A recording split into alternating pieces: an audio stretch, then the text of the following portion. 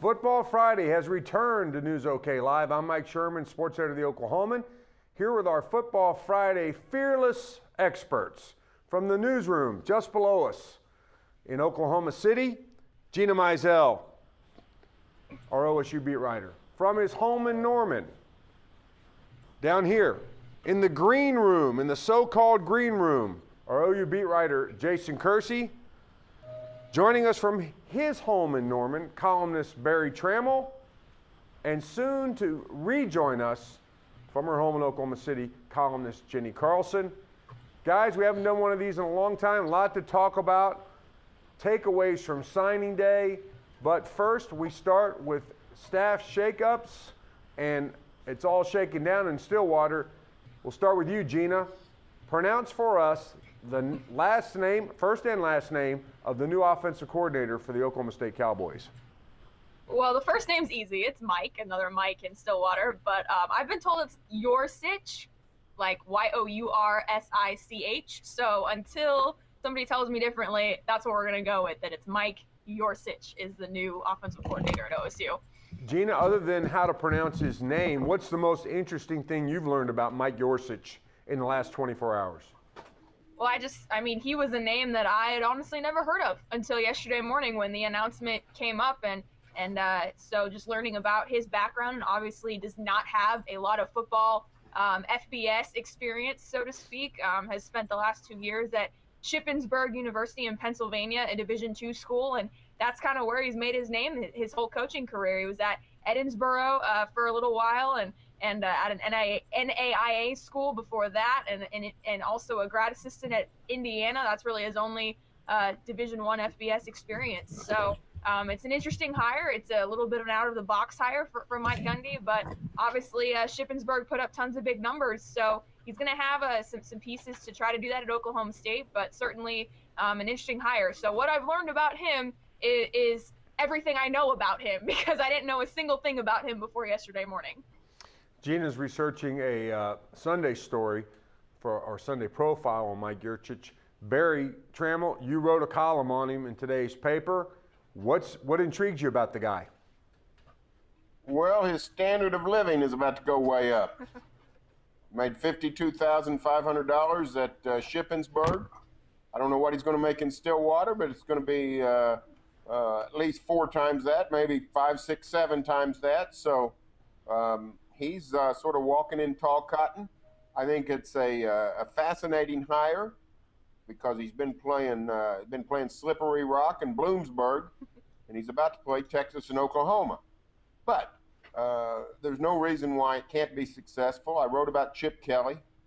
You know, Chip Kelly paved the way. Guy at New Hampshire, offensive coordinator at New Hampshire, goes to Oregon and runs a great offense, becomes head coach, does so wildly successful that the Eagles hire him. So, you know, if you're a good coach, I think you can coach. I think, offensive coordinator, they're not hiring him to be the head coach. He just has to coordinate the offense, get receivers and quarterbacks on the same page, go out next year, recruit some of those guys. I don't think it's that risky of a hire. So if I ask you, is this more of a reach pick or more of an inspired pick, and you had to pick one, I'm guessing you wouldn't say reach. Right, I'd probably go inspired. I like the fact that it's not a retread, that he did turn over a rock. Mike Gundy turned over a rock, apparently, found this guy. So, to me, it's a fascinating hire. It'll be a really fun thing to watch and see how he progresses next year in Stillwater. But I think he's going to be the patron saint for small school coaches, and we'll just see how he does. I'm wondering, Barry, is there any chance that when Mike Gundy was on that vaunted Maryland Terrapins staff, if he tried to recruit Mike Yoursich to play quarterback for the Terps? Well, I don't know. Where'd the guy play? Where'd Yoursich play? I forgot. Elucid, some place called Elucid, Ohio, I believe. And well, that's about Maryland speed, is to go get a guy that's going to play at where did he play in college? He played at the University of California of Pennsylvania. That's right. California, PA. Well, that's about Maryland speed. Go get a Division II quarterback and see if he can win in the ACC. So, that's the key. If Oklahoma State was going to try to win with a Shippensburg quarterback, they'd be in trouble. But a Shippensburg offensive coordinator, it might work. Gina, we were asking the question, inspired or reach? Let me ask you, one area where it actually might be a reach is in recruiting. This guy hasn't, he hasn't gone toe-to-toe with Mac Brown, Bob Stoops, anybody else when it comes to being on the recruiting trail and trying to lure a quarterback out of, Dallas or some of the hotbeds of college football around here. He's been recruiting against, the kind of people who try to get people to go play at Shepherd. Yeah, and I think another interesting aspect of that is that he just doesn't have recruiting ties to Texas and Oklahoma and this part of the country. I mean, in the last couple of hires that OSU has made, even going back to last season, Van Malone is a guy who's from the Houston area, so he's got ties to those coaches in that part of Texas. You bring in Joe Bob Clements, who's been at Kansas State for the past several years, so he's obviously got ties to this area of the country. Jason Ray is from Oklahoma, and he's recruited this state and when he was at Wyoming and some other states in this part of the country. So that will be interesting to watch. It is just how he starts to establish relationships with the high school coaches and with the programs down in Texas and here in Oklahoma, and just kind of how that progresses. So yeah, you're certainly right in that aspect that will be really key to his development as far as him becoming successful and progressing here at Oklahoma State. Joining us by telephone. Go ahead, Barry. The key for Yurcich on the recruiting is just come out in 2013 and have a big-time offense. That's true. He can do that. Everybody in this part of the country will take notice. Now, if the OSU offense struggles, he's going to have trouble recruiting. But, if he produces a big-time offense, I think he'll be fine on the recruiting trail. I'm going to direct this question to Jenny Carlson, who's joining us by telephone. Along the lines of the question Barry rose, just let's say that things proceed as they have been the last 3 or 4 years at Oklahoma State, and the Cowboys have another, explosive offense. Does this, and Gundy, having lost, on average, an offensive coordinator every other year during his tenure, is it possible that this guy extends his runway a little bit? This is an offensive coordinator, Jenny, that he can probably keep a good long while. Yeah, I mean, I think that's an interesting point for sure because, they've had such short timers up to this point. The last couple of years, you get Dana Holgerson in there for a year, and then he leaves. You get Todd Monken in there for 2, and he leaves, and it probably feels like they're getting offensive coordinator interviews up and going every 5 minutes. But, 37 years old, Mike Yurcich, you think he's probably not looking to leave promptly. I mean, it looks like he would probably want to stick around and get his legs under him. But let's also remember that sometimes it's not necessarily bad to have that turnover. I mean, we saw what happened with Tulsa basketball. They kept having coach turnover and finally decided to get some stability, and then the program went in the tank. So I think his pedigree shows that he's got a chance to be good. He's definitely commanded some offenses that put up some big-time numbers, so I'm not saying he's John Phillips, but I think it's also important to say, hey, if it's worked in the past, keep going after guys that might leave. I don't necessarily think that it's done them wrong. It's just meant that they've had to go out and hire more offensive coordinators. Jenny, I asked Barry and Gina this question. What's the most intriguing thing that you've learned about the guy in the last 24 hours? Well, I had a chance to talk to one of his former players, the quarterback that he had at Edinburgh before he left there for Shippensburg, and was with the kid all 4 years. They overlapped all 4 years of Trevor Harris's career. I'm going to be writing about that for the Saturday Oklahoman. But just thought it was interesting to hear him talk about what it was like to play for Yurcich. The fact that the guy really knew a lot about a lot of different offenses.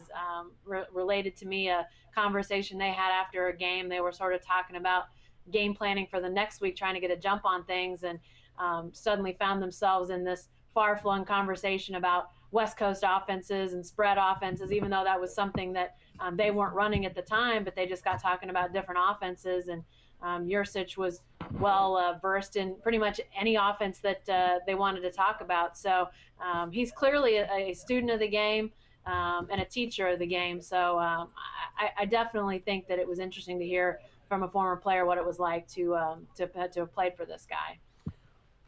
Barry, you brought up the question of money. This guy was making, what, $52,000 working at a Division II school in Pennsylvania, now steps up to a coaching staff where everybody's making well into six figures. And my question for you is, does money matter? Because OSU has made a number of changes on its staff, and in each case in this offseason, the Cowboys have produced, or Mike Gundy's produced, a significant cost savings. Well, I think what it's not a money issue. I think it might be an age issue. The Cowboys coaching staff has gotten younger, and when you do that, you generally get cheaper or less expensive. I don't think OSU's trying to pinch pennies or save money on the coaching staff. I mean, the one thing you don't do with this football program is mess with this offensive identity that they've established. In fact, you write a big check to try to enhance it if that's what's required. So if they're trying to save money, there's other ways to do it. I don't think this is what they did. I think they've just gotten younger, particularly on the defensive side. Pretty clear that Mike Gundy wanted a younger guy, energy-wise, being defensive coordinator. Also on the recruiting trail, substituting Joe Bob Clement for Bill Young is going to have a 30-year difference in age, a lot of energy there. So I think the money's a byproduct of what they've accomplished. I don't think age was an issue in the offensive coordinator hiring. Gina, have you been able to ascertain any kind of connection in the past, or a friend of a friend, or how Mike Gundy knows this guy? No, I have not yet. Again, I think when you look at just how this hiring process has worked, he's gone one direction with hiring an established coordinator in Dana Holgorsen. Then he did go with the guy that he knew in Todd Monken and a former NFL assistant, and now he's kind of going a completely opposite direction as far as just a guy at a lower division school who is kind of now getting his big break, for a lack of a better phrase. And obviously, I'm sure that, you look at the NCAA Division II stats, and Shippensburg is all over them at the top of those offensive numbers. So, I don't know how that original connection was made, because Gundy has not talked. Yursich has been instructed by Gundy not to talk until he's officially introduced. So, we'll have to see how those stones were first turned over, like you said. But yeah, certainly interesting going from small town Pennsylvania to Oklahoma State. Guys, let's pause the OSU coaching talk and shift to OU and bring in Jason Kersey, our OU beat writer, and let's just talk about whether there's smoke and fire in Norman. Jason, there's an awful lot of talk about Bob Stoops looking at, pondering, about to make changes on both sides of the ball on his coaching staff. Is there anything to this? Well, I think there's a lot of talk. I think he's definitely probably considering things. There's been rumors, there's been things said, reports about James Patton, about Jackie Shipp, maybe being on his way out. And the big rumor that a lot of people are talking about is that, the possibility of Mark Mangino coming back. At this point, I don't think any decisions have been made. I think he's still working through that stuff. Mark Mangino is in town. He's in Oklahoma, but that's because his daughter who lives in Tulsa had a baby. So it's kind of bad timing that he's being seen around Oklahoma if these rumors aren't true. So at this point, I don't think anything has happened yet. That doesn't mean it won't, though. Jenny, looking at the Sooner coaching staff, last year it was changes on the defensive side where Bob brought his brother Mike Stoops back, and with him Tim Kish, and off went Willie Martinez, and eventually off went Brent Venables. This year, there are more problems on defense, not the kind of bounce back that the Sooners were hoping for. but also sort of some unrest on offense. Maybe the offensive line, the running game didn't produce. What's the case for making change? What's the best case for making changes for Bob? Well, I mean, I think anytime you could possibly infuse your staff with, new ideas, different ideas, maybe some different recruiting, that sort of thing.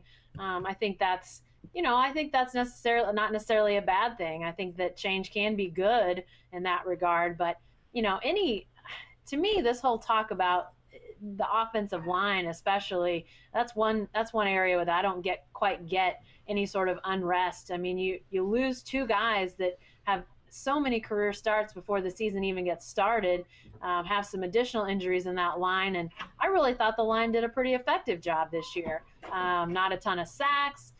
Yes, their run game wasn't always super productive, but they didn't always go to it as much either. So I'm really, if there's unrest about the offensive line, I'm a little surprised, because I thought what James Patton did with that offensive line was pretty darn good, considering what all happened to the pieces that he had to put out there. I thought it was a pretty solid effort by his guys.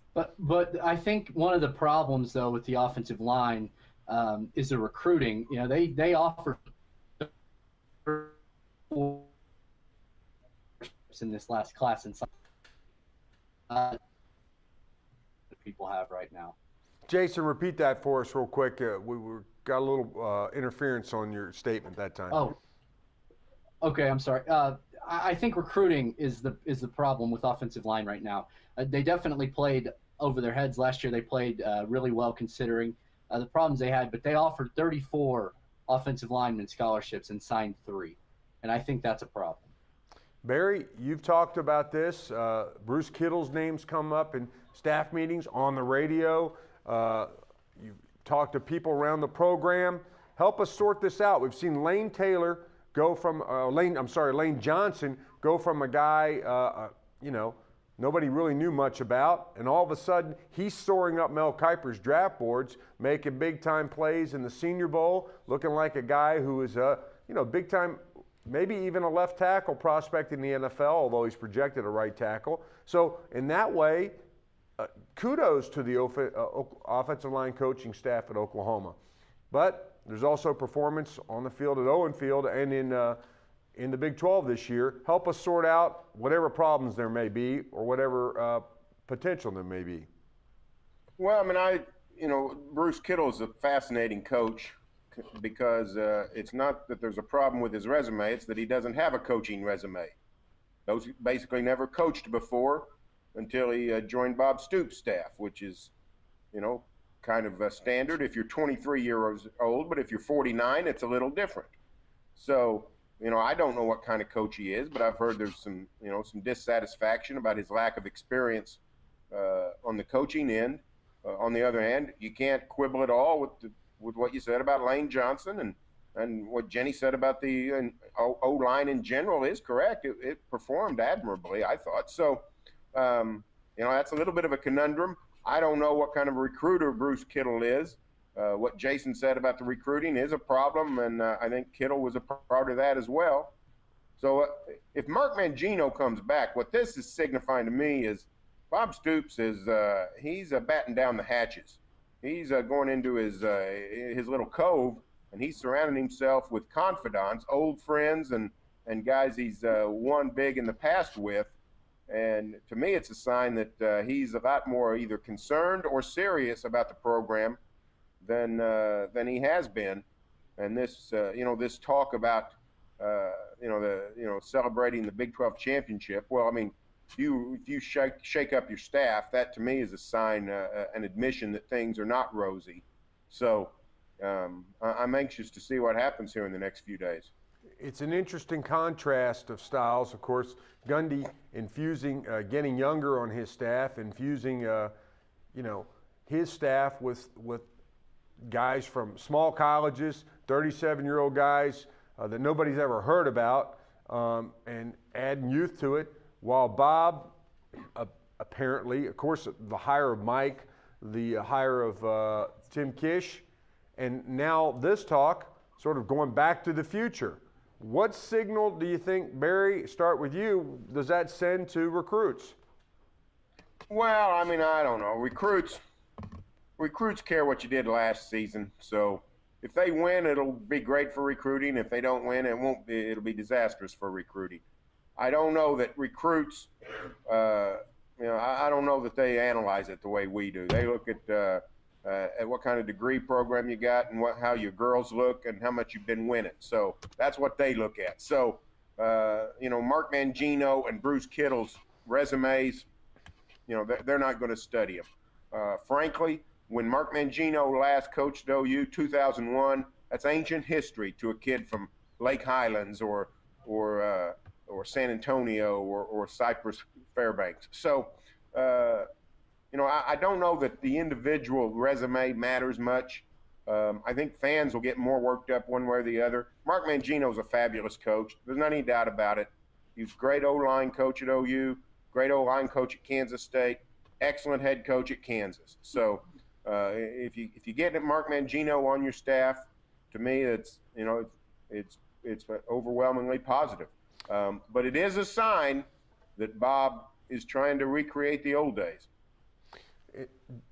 Jenny, recreating the old days versus really a tack that Bob took early in his career at OU and sort of at the midway point, which was constantly bringing in some new ideas. If you look at his coordinators, Kevin Wilson, when he elevated him, that was sort of bringing in a new style, bringing in Northwestern, idea that there was going to be a mobile quarterback, some new ideas.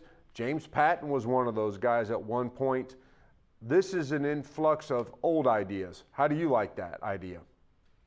Well, I mean, I think it's interesting that that's the way you would go. It does, I think, as Barry said, sort of give a nod to days past and successes past, and if it worked before, can it work again? And I guess we may find out.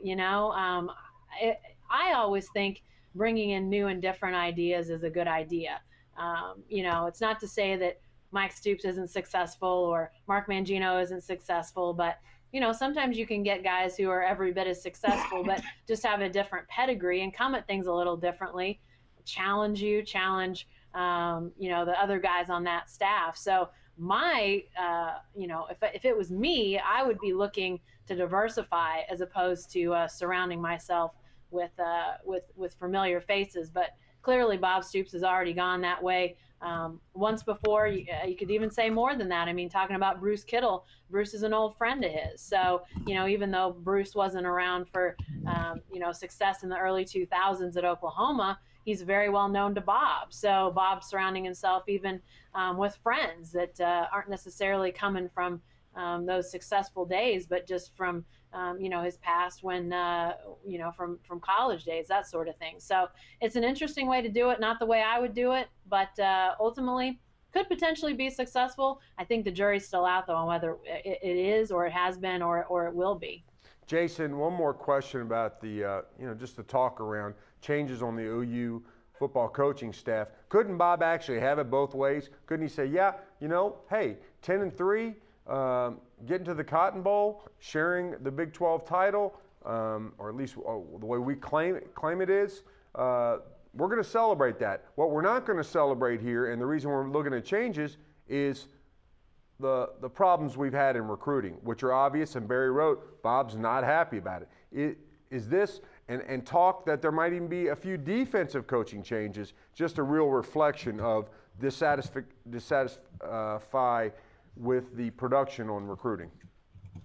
Yeah, I think you can definitely do that. You can definitely have it both ways, like you said.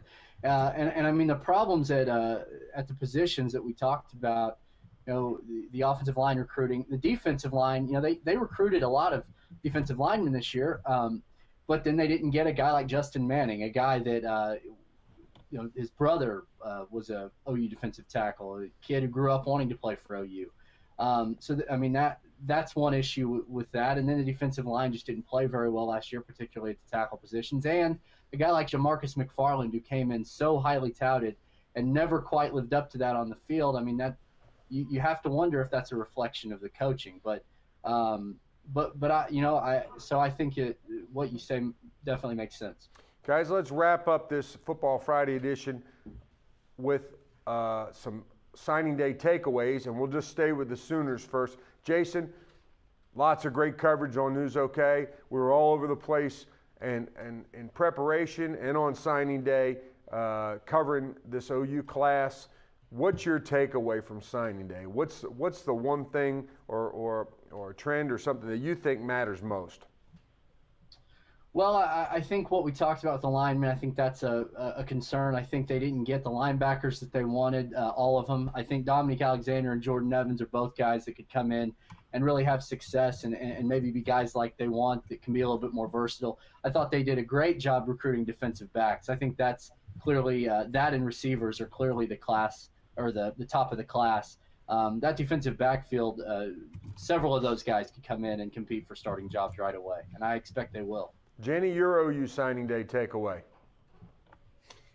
I think that it goes to the linebackers for me. They got a couple local kids who they really like, and I think for good reason, both pretty good players, Dominique Alexander and Jordan Evans. But are they going to be able to come in and play that linebacker position the way that they need to? Because they're going to this 3-4, which we hear that they are, to get two guys, to only get two guys, and then to get guys that aren't necessarily sort of traditional linebackers. It's going to be interesting to see. Does that mean that they've got other guys on campus that can fill the need? I don't know. I think that linebacker question, especially if this move to the 3-4 is legit, if that's happening, it's going to be really interesting to see where they get the linebacker play from, because it seems thin to me, and they didn't get sort of natural guys at that position in this recruiting class.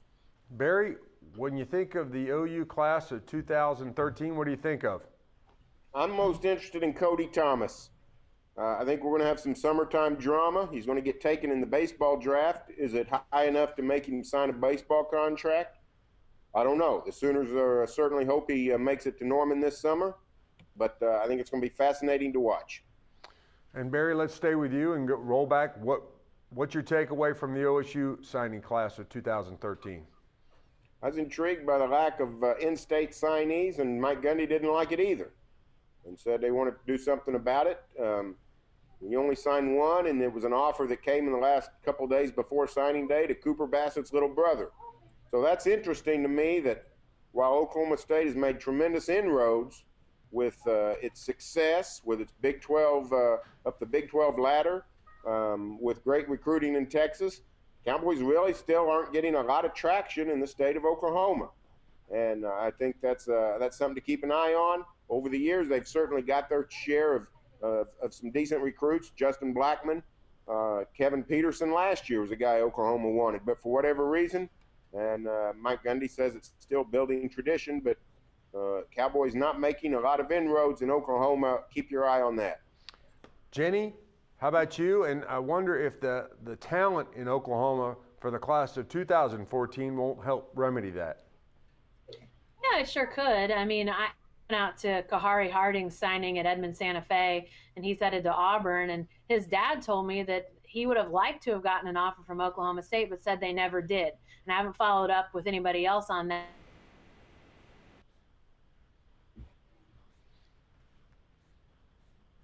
Frozen City. Frozen pizza. Gina, we'll wrap up the signing day takeaways with you. What's yours for the Cowboys? Well, I think a very interesting storyline, obviously, heading into signing day, on signing day eve, I guess you could call it, was Fred Ross making a last-minute decision and switching from Oklahoma State to Mississippi State. I mean, he had been committed to OSU for almost a year, was our first commit of this 2013 class, and was a four-star guy, the one that was potentially the gem of the class, and then switches at the last minute. But even with that said, I think, no surprise that Oklahoma State was able to get two four-star receivers in Marcel Aitman and Rashad Samples. That is where OSU should excel in getting those skill position guys. And then I think they did a good job of shoring up the defense as far as getting defensive backs, specifically safeties. That's a position that's going to really have some competition, especially in 2014 with Datewan Lowe and Shamil Gary and Zach Craig all being seniors this upcoming season. And then they got defensive ends, especially a guy like Sam Wren, a junior college transfer, coming in and enrolling already, and he'll be in spring ball, and I think he'll probably compete for a starting job right away. And kind of also another thing is keeping those connections to Georgia, which Glenn Spencer, the new defensive coordinator, obviously has been able to do during his whole time at Oklahoma State. So getting a guy like Darius Curry, CJ's younger brother, getting Naeem Mustafa, who was a guy that was committed to Georgia for a long time and flipped and is also enrolled at OSU. So I think those are the three probably biggest things that I take away from this class. And before we get away from here, I'm going to bring in a reader from our News OK Live page who says, "You guys crack me up. At least 4 different pronunciations of the new OSU offensive coordinator's name. Yursich, Yurchich, Stitch." Okay, so Gina, you say it for us, and then we'll repeat. His name Yursich. is Yursich. Barry. Yursich. Jason. Yursich. There we go. Mike Yursich is the new offensive coordinator at Oklahoma State. And that's all for this edition of the Football Friday Hangout on News OK Live, but you can stay with the best coverage team every day at News OK and every morning in the Oklahoman.